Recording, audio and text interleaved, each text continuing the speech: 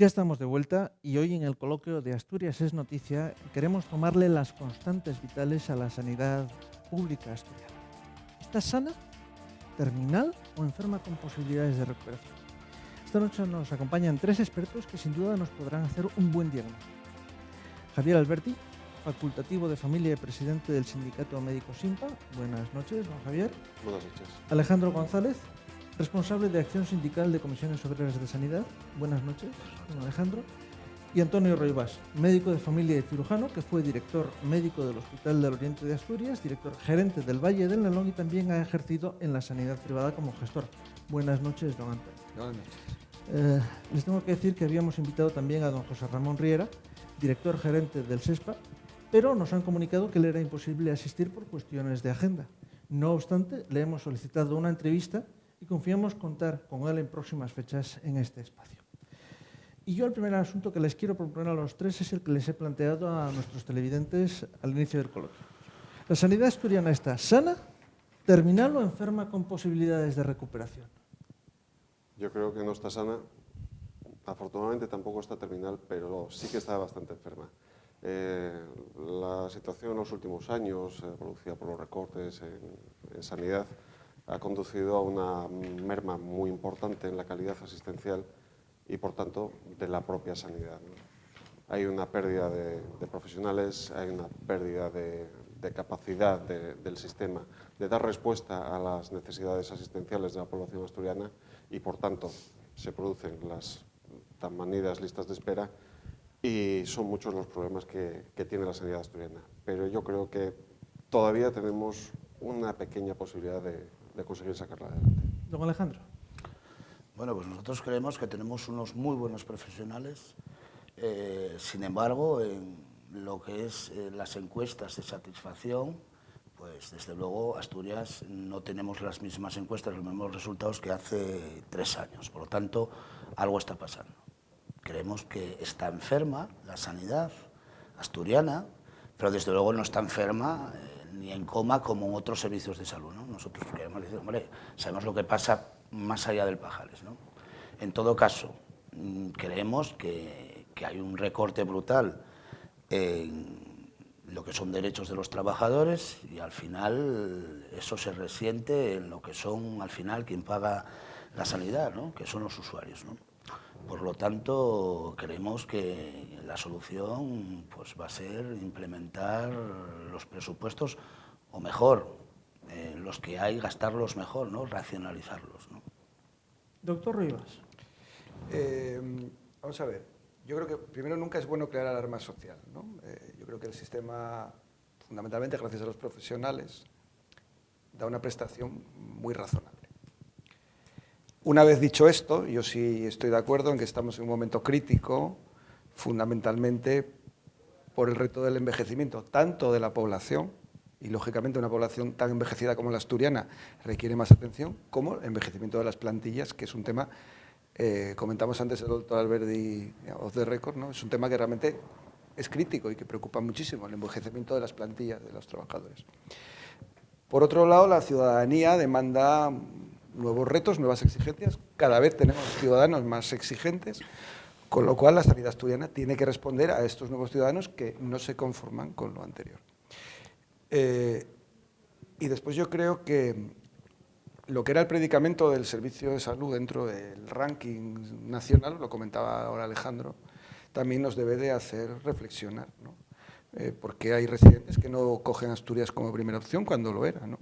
Luego, yo estoy de acuerdo en que la situación, digamos, estamos en un punto de inflexión. Hay mucho margen, tenemos un sistema potente y sólido, pero hay que tomar una serie de medidas, probablemente de calado, para asegurar que lo que ha funcionado durante mucho tiempo siga funcionando. Bueno, les invito a que participen cualquiera de los tres adelante. Sí, totalmente de acuerdo. El reto en los próximos años va a ser fundamentalmente la escasez de profesionales. Hay que ser conscientes de que solo en esta legislatura que está en marcha se van a jubilar 400 médicos en todo el servicio de salud del Principado de Asturias. Solo 150 de ellos de atención primaria, nada menos. Es un porcentaje abrumador de lo que es la plantilla de médicos y facultativos del servicio de salud. Y si miramos un poquito más allá, a una siguiente legislatura, nos lanzamos a 1.200 los profesionales que abandonarán el sistema. Solo por cuestión de biológica, o sea, por envejecimiento, por alcanzar los 65 o 66 años según sea el caso de la edad de jubilación. Entonces, el reto que hay ahí es si seremos capaces de atraer profesionales para cubrir esas ausencias. Ahora mismo la capacidad de respuesta del sistema es mínima. No hay profesionales en Asturias que sean capaces de dar respuesta a esa ausencia. Eso conlleva todo lo demás. Conlleva todo lo demás en cuanto a los recortes en calidad asistencial. Si no hay profesionales que puedan prestar una asistencia, difícilmente se va a poder prestar. Con lo cual, enlazamos con eso. El problema del personal, y sobre todo el personal médico y facultativo, que está muy envejecido actualmente, va a ser un reto muy importante y que tienen que afrontar ya. Bueno, nosotros opinamos en cuanto a la falta de profesionales y la renovación de esos profesionales. Evidentemente tenemos una plantilla envejecida. No publicamos todavía, pero hay un estudio de la Federación Estatal del envejecimiento de la plantilla en el Sistema Nacional de Salud. Aparte que Asturias somos el servicio de salud donde más contratos de interinos hay, estamos en un 41%, una tasa de interinidad superior a ningún servicio de salud, ¿no? Pues nos vemos que la pirámide que debería que ser, lo lógico es que haya menos viejos que jóvenes. Pues la pirámide, y además los datos están hechos de la encuesta de población activa, por lo tanto son unos datos totalmente subjetivos, ¿no? Pues esa pirámide casi es, la base casi no existe. Eso significa que no hay gente joven en el servicio de salud, ¿no? Por lo tanto, necesitamos una renovación de los profesionales. Pero eso requiere un presupuesto y unos dineros para consolidar empleo y hacer oposiciones que cueste dinero, ¿no? Claro. Y más cuando tenemos una plantilla que alguno lleva contratado desde el 89, ¿no? En la empresa pública, ¿no? Por tanto, pues podríamos decir que actualmente estamos pendientes del 2008, pues 1.175 plazas de empleo público, ¿no? Más las 500 que se pudiesen convocar ahora por ley de presupuestos en el 2006. Por lo tanto, y eso al final crea pues una incertidumbre y los trabajadores pues no están a gusto. No les estará a gusto con un contrato desde el 89 sin poder consolidar empleo, ¿no? Además, en Asturias estamos ahora en prórroga presupuestaria con aproximadamente 1.500 millones de euros destinados para la sanidad y ya hay voces que hablan de la necesidad de volver a apretarse el cinturón. ¿En qué partidas puede haber recortes y cómo afectarán esos recortes a la atención sanitaria? Vamos a ver, el presupuesto sanitario, por su propia definición, siempre es continuista, en tanto en cuanto tiene mucho peso del histórico. Pero, en mi opinión, hay poca grasa ya que quitar. Porque el sistema ha sido muy sensible a los recortes ya. Hay que recordar que además el sistema sanitario es muy intensivo en el uso de recursos humanos. ¿En qué sentido? Hay otros trabajos donde tú puedes derivar la carga de trabajo hacia que la haga otro tipo de personas o que la haga una máquina, pero en el sistema sanitario una persona necesita un cuidado de otra persona. Un paciente hospitalizado necesita un auxiliar, necesita un celador y ese trabajo no se puede sustituir más que por otra persona. Una persona que además necesita formación y experiencia. No solo formación, sino experiencia. Con lo cual, lo que quiere decir es que en la carga presupuestaria el capítulo de personal es crítico en el sistema sanitario, aquí y en todos los países del mundo, tanto en la sanidad pública como en la sanidad privada. Con lo cual, se visualiza muy mal que se puedan hacer recortes adicionales sin que realmente se toque la médula del sistema, que es de lo que estamos hablando. Entonces, este tema del envejecimiento, todo esto que estamos hablando, que yo creo que tenemos bastante sintonía, es un tema medular, es un tema realmente crítico a futuro y tiene que ver fundamentalmente con que seamos capaces entre todos de ofertar un proyecto, porque los profesionales vienen cuando ven proyecto. No solo condiciones laborales buenas, obviamente, sino un proyecto que les ilusione, que les permita desarrollar una carrera profesional. O sea que no estamos hablando solo de, evidentemente, de habilitar ofertas públicas de empleo, estabilización de empleo, sino de que seamos capaces, sobre todo con los buques tractores que tenemos de la sanidad, de generar ilusión y proyectos para que seamos también capaces, valga la redundancia, de que esa gente se arraigue aquí. Porque está claro que vamos a tener que hacer frente a una urgencia derivada del envejecimiento de las plantillas. Sí, totalmente. Vamos a ver, en cuanto a los presupuestos de sanidad, está muy claro, como bien dices, Antonio, que hay muy poca grasa que quitar. De hecho, ya había un informe en el año 2011 de la agencia Finch que decía que la sanidad asturiana no tenía más donde recortar y, sin embargo, se sigue hablando de seguir recortando. El problema de los presupuestos en sanidad es la tecnificación, el aumento de la demanda por parte de la población de tecnología sanitaria, el aumento de las demandas en cuanto a asistencia sanitaria de calidad y de calidez, que hoy en día también estamos un poquito carentes de ella, ¿no? El problema de esa tecnificación, de ese aumento de los recursos sanitarios, es su coste. Los servicios de salud, no solo el del Principado de Asturias, sino el de otras comunidades, ven cómo sus presupuestos sanitarios van creciendo de manera continuada. Por una sencilla razón, porque la gente demanda asistencia. Hay que ser conscientes de otro problema que tenemos en Asturias, y es el envejecimiento de la población. Una población envejecida demanda mucha más asistencia sanitaria que una población joven. Eso es ley de vida, eso es impepinable. Entonces, a mayor tasa de envejecimiento de nuestra población, mayor necesidad de gasto en sanidad que va a ser necesario. Los recortes en los últimos años lo que ha hecho es que haya menos a repartir de ese gasto para todos los habitantes asturianos que lo demandan, que cada vez son más las demandas de estos usuarios. Entonces, tenemos que ser conscientes de que más recortes en sanidad es imposible. De alguna forma hay que poner un freno y concienciar de que es necesario un aumento de los presupuestos en sanidad.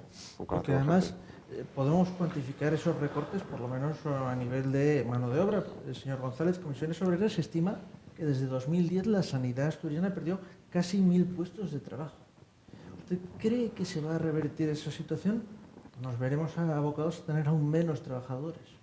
A ver, nosotros decimos que el objetivo es el objetivo, y si queremos seguir manteniendo los mismos dispositivos abiertos, no solo dispositivos de atención primaria nuevos, sino servicios nuevos que requieren una dotación nueva, evidentemente no se puede hacer sin menos trabajadores. Y más, la pérdida de empleo viene del decreto 20-2012 de Rajoy, que nos quitaron días adicionales de vacaciones, días de libre exposición, nos impusieron las 37 horas y media. Bien, eso significó que después de la aplicación, además aplicación todavía más perversa en el servicio de salud del propio decreto, yo recuerdo que estuvimos encerrados en el servicio de salud un mes entero, ¿no? Y que al final conseguimos que, bueno, que se salvasen 300 compañeros de cesar, ¿no? Aún así todavía cesaron 400. Pero sí es verdad que esos son datos objetivos, que se perdieron 1000 trabajadores, porque si recordamos el Plan de Ordenación de Recursos Humanos, que está publicado yo creo que en noviembre del 2008, cifraban los trabajadores entre interinos, fijos y eventuales estructurales, hablaba de 16.000 trabajadores. Ahora, si vemos el anteproyecto de ley de presupuestos, en el capítulo de sanidad, que al final nos aprobaron, porque nos aprobó el conjunto de los presupuestos en sede parlamentaria, hablan de 15.000 trabajadores. La plantilla orgánica ahora mismo del SESPA es 15.000 trabajadores, por lo tanto hay 1.000 trabajadores menos que antes de la crisis, ¿no?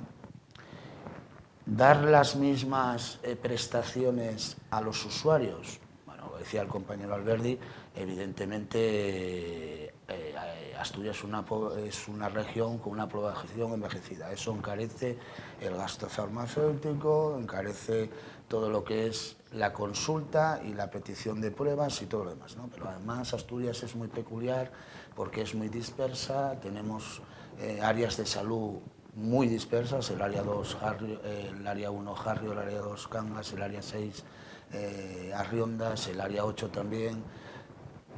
Por lo tanto, el mantener y atender a los usuarios y tener puntos de atención a la urgencia con esa dispersión geográfica, evidentemente eso encarece el servicio. Pero nosotros decimos que, evidentemente, todos los usuarios y todos los ciudadanos de esta región deben de tener derecho a la misma atención sanitaria. Y es difícil mantener la misma calidad asistencial, pues, datos objetivos, ¿no?, de la propuesta de presupuestos del 2016, que al final no se aprueban y tal, en sanidad aumentaba la partida un 12,9%, esos son 184 millones más de euros, ¿no?, que este año no se van a tener. Y entonces, ahí habría que ligar todo lo que estaba comprometido en recuperación de derechos, días de libre exposición que van a tener, que no sabemos si va a haber cuantía económica para reconocerlos, que ya están reconocidos en la mesa general, la OPE que hablábamos antes de que está pendiente, aplicación de la sentencia del sindicato médico del SINPA sobre la salida de guardia, que hay que contratar una serie de trabajadores para garantizar el descanso al salir de guardia. Bueno, pues todo eso está pendiente de la partida presupuestaria. En todo caso, nosotros no tenemos que decir dónde van a sacar los dineros. El tema está en el Parlamento. Tendrán que ir a la aprobación de un proyecto extraordinario y los diferentes grupos políticos serán los que tengan que decir si votan el implemento presupuestario o no. Nosotros, desde luego, desde Comisiones Obreras, creemos que es necesario, porque si no, difícilmente vamos a mantener el parámetro actual que tenemos de asistencia y de calidad asistencial que tenemos, ¿no? Hay una peculiaridad más en el gasto sanitario ya muy agregado, ya desde una visión muy macroeconómica, que es que para mantener lo mismo, cada año hay que gastar más. Y esto es muy sencillo, fundamentalmente porque hay que aplicar el IPC, que se aplica a todos los bienes que se compran como servicio general, como es un centro de salud, un hospital, el agua, la electricidad, una serie de bienes de uso que se aplica lógicamente el IPC. Pero es que además, incluso sin hacer nueva inversión, hay una fatiga de materiales y de aparataje que hay que amortizar. Porque aunque no se compren nuevos aparatos, los aparatos médicos muchas veces son como los coches, cuando tienen su vida útil. Y cuando el coche lleva 300.000 o 400.000 kilómetros, te compensa mucho más desde un punto de vista ya puramente crematístico comprarte un coche nuevo que lo que vas a pagar en averías. Luego, eso siempre es un gasto adicional. Entonces, esto es una cuestión muy peculiar, sobre todo en la economía hospitalaria. Para mantener la misma actividad, generalmente el presupuesto es levemente incremental, pero incremental. Se han hecho recortes en personal, se ha intentado maximizar la productividad de los trabajadores, porque también me gustaría decirle, don Bernardo, que mi opinión personal es que solo con más dinero sin cambios organizativos no vamos a conseguir los resultados que queremos. O sea, lo que vamos a necesitar es tener una financiación adecuada, pero probablemente también operar cambios en la organización del sistema. ¿Y qué cambios habría que hacer? La verdad es que serían cambios muy radicales en el modelo asistencial. Se lleva, yo creo que recuerdo toda la vida hablando de que la atención primaria es la puerta de entrada al sistema. Y sin embargo, tradicionalmente a la puerta de entrada al sistema se la trata como la hermanita pobre. Países que tienen un gasto en atención primaria muy superior al que hay en España, tienen unas condiciones distintas y mucho más favorables para la asistencia que lo que ocurre aquí. La capacidad de resolución de problemas de salud de la atención primaria es altísima, pero para ello necesita una dotación de recursos, tanto humanos como materiales, que ahora mismo no se está dando el caso. Lleva muchos años pidiéndose que realmente se invierta donde hay que invertir, que es en atención primaria, en prevención, en tratamiento directo al paciente por su médico de familia, que es el que realmente le conoce, y luego, obviamente, con el apoyo de atención especializada. Eso yo creo que es una de las premisas básicas de las que se debería partir para dar un cambio radical al modelo de atención que sí pudiera derivar en una mejora de la calidad del gasto, ¿no? o de realmente la racionalización del gasto, ¿no? Y de las partidas. Podría ser esa uno de los puntos de inicio. Tú, Antonio, que conoces bien también. Sí, sí. Perdón, adelante, por favor. Alejandro. Yo hablaba antes de racionalizar el gasto, no solo de implementar el presupuesto. Evidentemente, cuando las cuentas no salen, no solo es que racionalizar, es que si con 1.500 que tienes de presupuesto a los 1.649, que anteriormente, bueno, no llegaban a 1.500 el presupuesto actual de la sanidad, ¿no? Porque son 184 más. Bueno, en todo caso, falta dinero.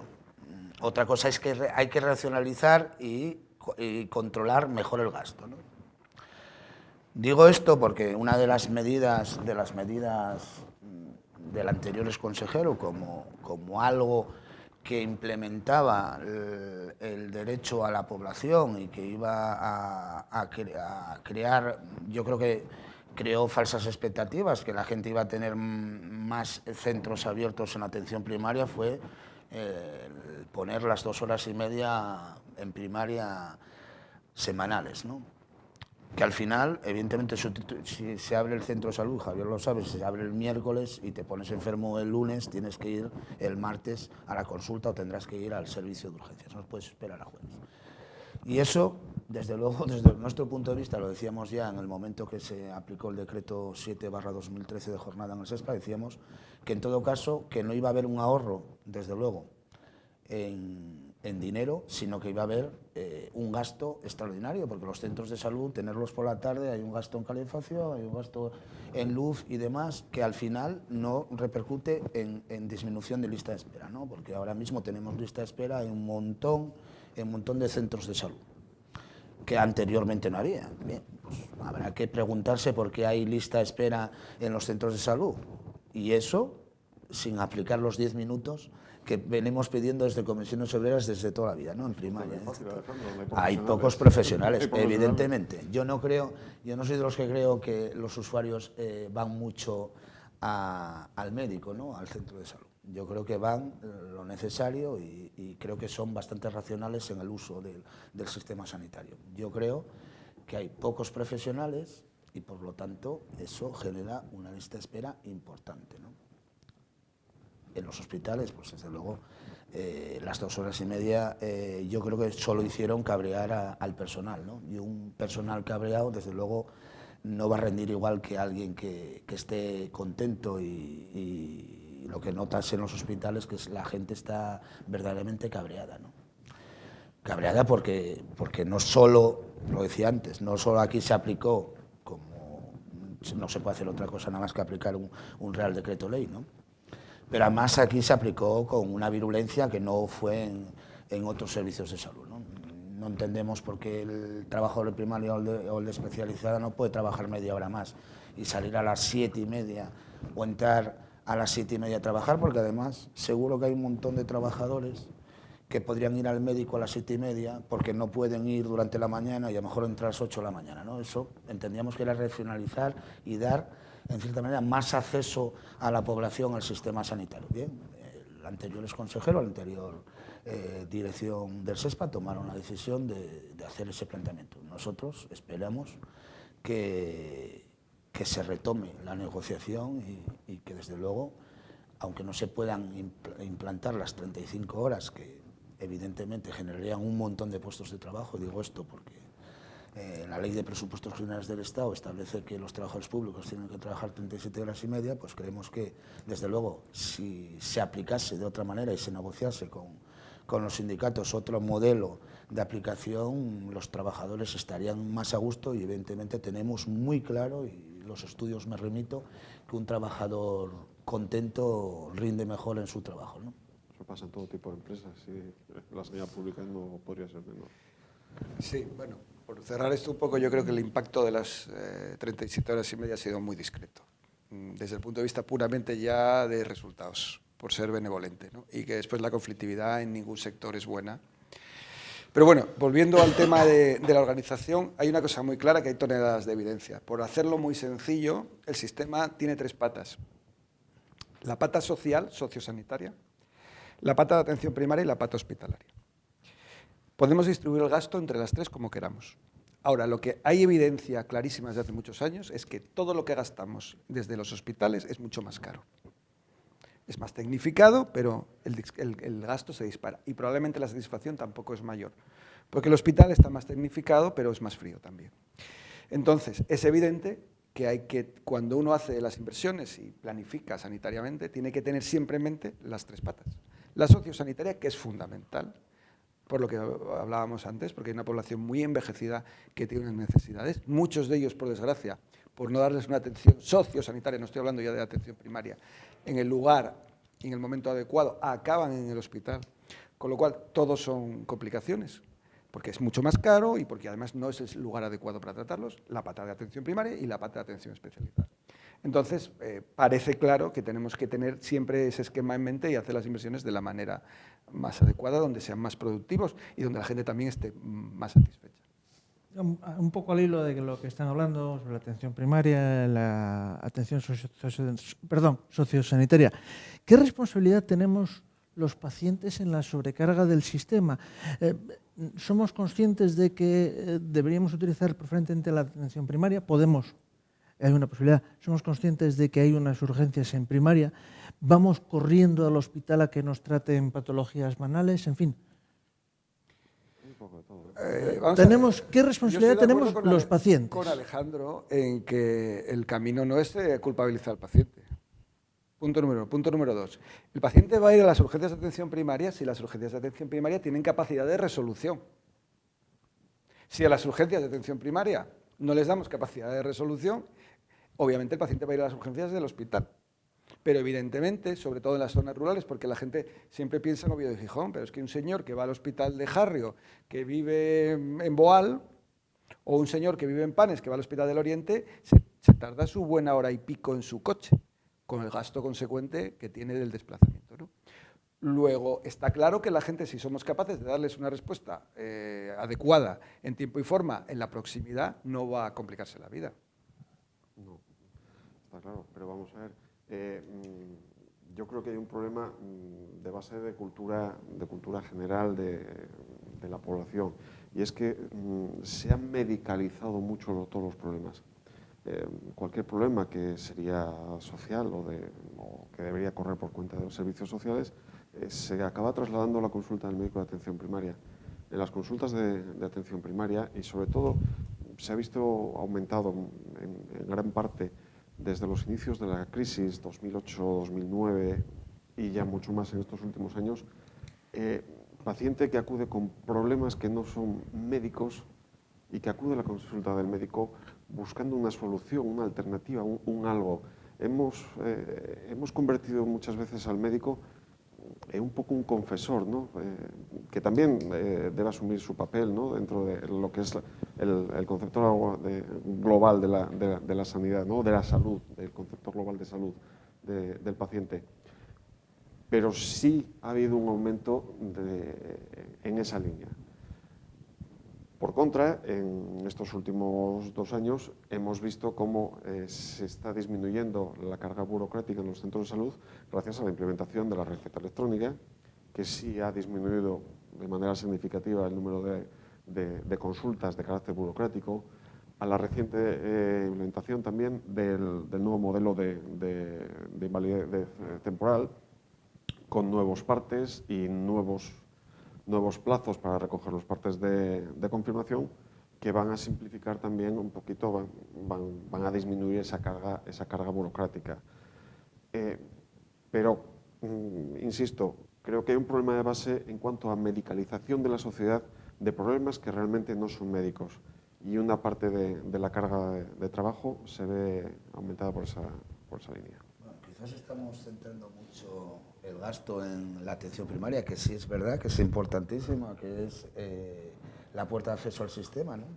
Pero al final lo que encarece, vamos a decir, el producto, son todo y Antonio lo sabe, que es cirujano en especializada, ¿no? Es complejos los procesos, después hablamos de días de estancia en el hospital, ¿no? Y lo que en principio se quería implantar en el UCA, que era disminuir los días de ingreso hospitalario después de la cirugía, pues después no funcionó.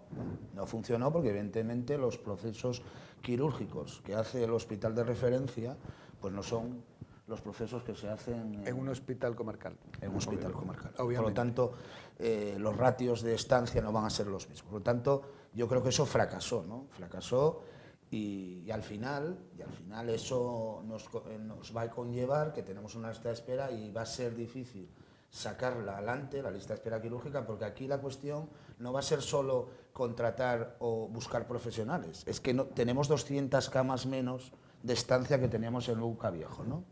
Por lo tanto, aunque operasen mañana y tarde, no se puede operar si no hay camas hospitalarias. O operas la lista de espera o no operas la urgencia. O sea que el problema también importante son las camas que tenemos en el UCA, que ya decíamos desde el primer momento. Yo recuerdo el primer proyecto de hospital, hablaban, pues yo creo que fue sobre el 2002, ¿no? Bueno, primero hubo un proyecto hospital alemán en Horizonte, que era de la consejería, recuerdo que era el consejero Vigil, costó 100 millones de pesetas la maqueta, que al final no se sabe nada de la maqueta, quién la tiene, pero desde luego, ya lo decíamos en aquel momento, que 200 camas menos y en la población de Asturias, una población envejecida que cada vez va a requerir más asistencia, porque es evidente que Asturias caminamos hacia una población todavía más envejecida y que por lo tanto va a necesitar más asistencia sanitaria, 200 camas iban a ser menos, ¿no? Y la lista de espera, desde luego, es un problema importantísimo, ¿no? Que estoy seguro que sobre todo a los ciudadanos que nos están viendo hoy, pues será lo que más le importa, ¿no? Porque desde luego todos somos usuarios y cuando tenemos un problema médico lo primero que queremos es que nos lo solucionen, por lo menos que nos diagnostiquen, ¿no? Y después que nos intenten curar, ¿no? A ver, el UCA es uno de los temas críticos de la sanidad asturiana. Y lo que estamos haciendo aquí, que es hablar tranquilamente, sin maximalismos, sin populismos, sin la respuesta fácil, es lo que hay que hacer. Yo viví la inauguración del UCA en una etapa que estaba fuera de Asturias, con lo cual lo viví desde la distancia. La distancia también te da perspectiva. Aunque en mi etapa de directivo me tocó ir a una de las inauguraciones con el consejero Quirós. Y yo siempre tuve la sensación de que se puso demasiado énfasis en el edificio, cuando lo sustancial es la organización. Y esto entronca también con la importancia que tiene, y me parece muy pertinente que esté aquí el presidente del sindicato médico, ¿no? con todo lo que es la función directiva y la continuidad, y de que hay proyectos que son translegislatura, y que son proyectos tan importantes para la sociedad, que son proyectos a 10, 15 años, y que hay que abordarlos con muchísima visión, porque fundamentalmente lo que hay que tener claro es cómo lo vamos a organizar. Porque a mí como profesional me importa menos si el cristal es de una calidad u otra, o si es más bonito el atrio o es menos bonito, pero lo fundamental es que funcione. Porque es un equipamiento extraordinariamente caro y debe ser un buque tractor desde impulsar el nivel técnico de lo que se desarrolla dentro, un elemento tractor de generación de negocio, aunque sea un equipamiento público, quiero decir, tiene cientos de significados muy importantes. Y me parece que el UCA es un tema crítico para tratar, como estamos haciendo ahora, tranquilamente, debatir y tener claro, sobre todo, qué proyecto queremos. Pero mucho más allá del edificio y del traslado del edificio. Porque el traslado del UCA es mucho más que un edificio. Y el abandono de unas instalaciones y el ir a otros. Debería de ser un cambio acorde a lo que es el cambio de la sociedad asturiana. O sea que me parece un tema, evidentemente, que esté del límite de este debate, pero un tema fundamental.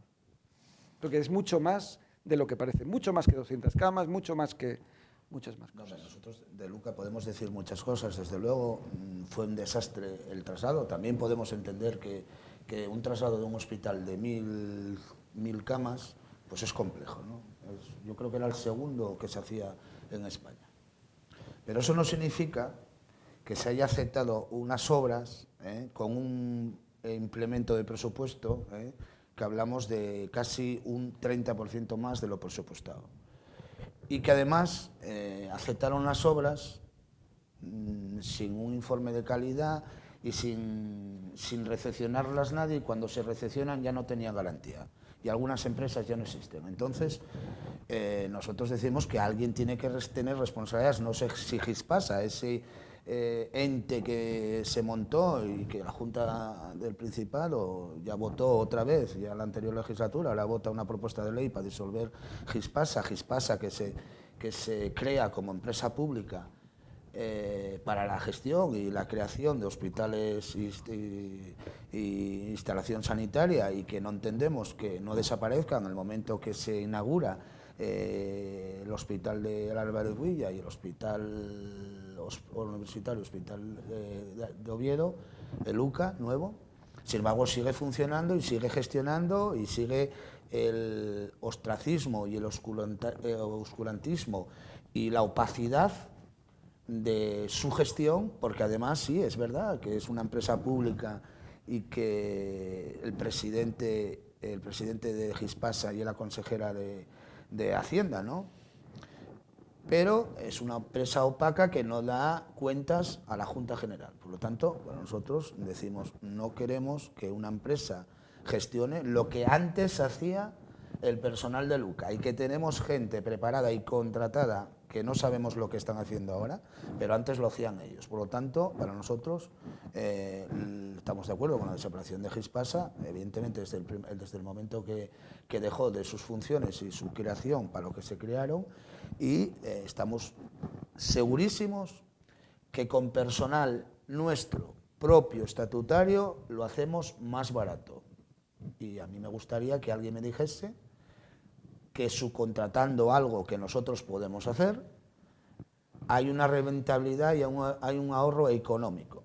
Digo esto porque, vamos, el 21% de IVA más, digo yo que es una empresa privada, algún beneficio empresarial tendrá, ¿no? Por lo tanto, si una empresa pública con un 30% más de dinero no lo gestionamos bien, tenemos un problema de gestión. A lo mejor los gestores no funcionan. Y digo esto que los gestores no funcionan porque desde luego nosotros nunca defendimos que un gestor de un hospital tenga que tener un carné político. Por lo tanto, si un gestor gestiona bien, nosotros somos apolíticos. Comisiones Obreras le vale cualquier gestor. Lo importante es que gestione los dineros y que dé con ese dinero una mejor asistencia al usuario. Y se le pasaba a Antonio, que es un problema importante. El complejo antiguo lo tenemos ahí parado y desde luego sigue gastando el Principado una ingente cantidad de dinero en mantener esas instalaciones, ¿no? Instalaciones que no sabemos cuantificar cuánto cuesta derruirlas, ¿no? Por poner un ejemplo. De 120.000 metros cuadrados, 90.000 están con amianto, ¿no? Eso significa que va a haber que establecer un protocolo especial para derruirlo. Después esos escombros van a tener que tener un tratamiento especial en Cogersa. Por lo tanto, no saben cuantificar la cantidad de dinero que va a costar derruir. Eso sin pensar el equipamiento que van a poner, ¿no? Pero en todo caso, ahora mismo se están manteniendo dos complejos. Uno arriba, viejo, que tenemos trabajadores, lavandería y alguno más, y personal de mantenimiento, manteniendo las instalaciones con luz, agua, todo lo demás, y a la vez tener el complejo de abajo funcionando, ¿no? Perdón, estamos llegando al final de nuestro tiempo, pero no quiero dejar pasar la sentencia del Tribunal Supremo que ha anulado el nombramiento de 23 plazas fijas de especialistas en diversos hospitales públicos de la región. ¿Qué consecuencias va a tener para Asturias la resolución de la alta magistratura?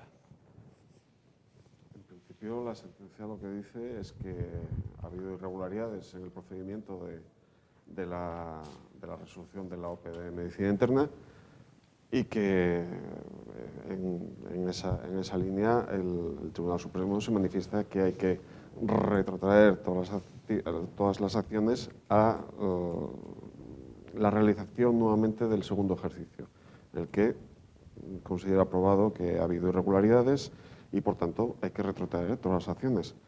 Los demandantes, de suponer que pedirán ejecución de sentencia, existen unos plazos, 2 meses para que se pueda realizar, y bueno, el Instituto Adolfo Posada y Función Pública, que son los que han llevado a cabo la oferta pública de empleo del 2008, son los que tengan que decidir cómo lo van a realizar.